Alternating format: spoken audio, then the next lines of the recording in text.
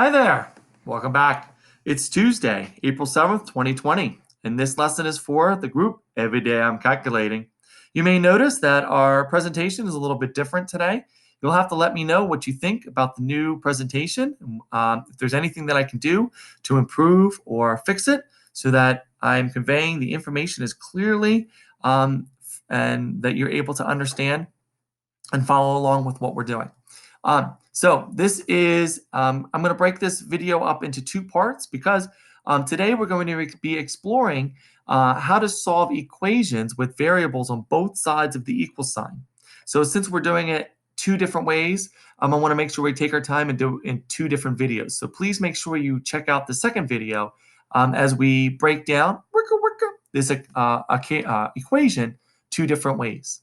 Now, the equation here is 1/2 times 5x minus 6 equals 3x. Now, really what we're trying to do is isolate the variable and get the variable all by itself, okay? So the variable here is the x on both sides of the equation. Now, what I'm first going to do in this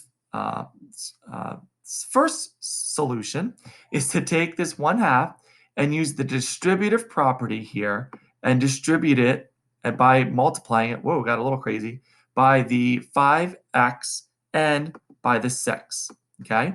So what I can do is I can take 1/2 and I can multiply it by 5. Now, remember the rules of multiplying fractions. So I have 1/2, I'm going to do it over on the side here so you can see, times, in this case, 5 would be the same as 5/1.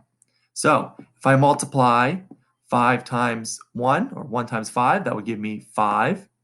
And if I multiply 2 times 1, that would give me 2. So I would have 5/2.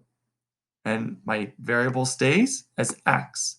Now, I'm going to subtract that by 1/2 times 6, or I can just find half of 6, which would be 3. Okay?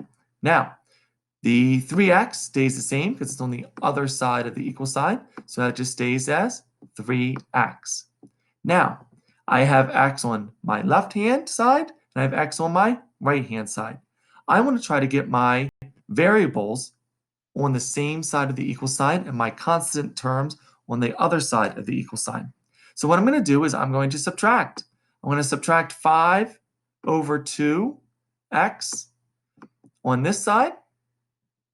And when I subtract it away, what that would do is that would cancel this out. And I'm going to subtract 5/2x on this side. And what that's going to do is it's going to get my variable on one side of the equal sign. Now, I want you to think about how you would solve this. What is 3 minus, oops, that's not an x, good grief.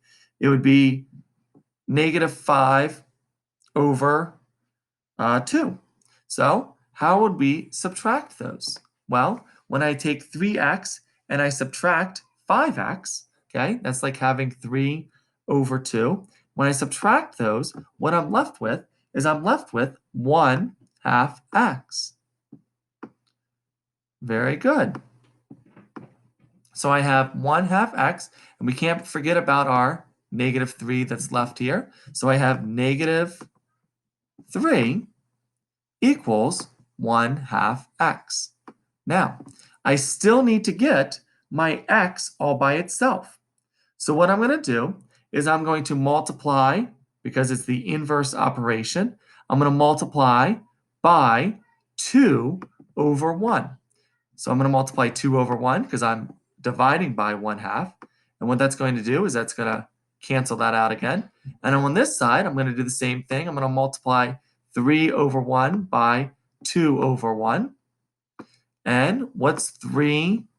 A -3 times 2? That's right. We get -6 equals x.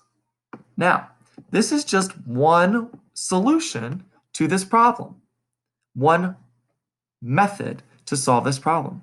Now, math is a beautiful thing because we can manipulate the numbers and the variables different ways. So tune in to the next video as I explore how to solve this equation a second way. See you in a sec.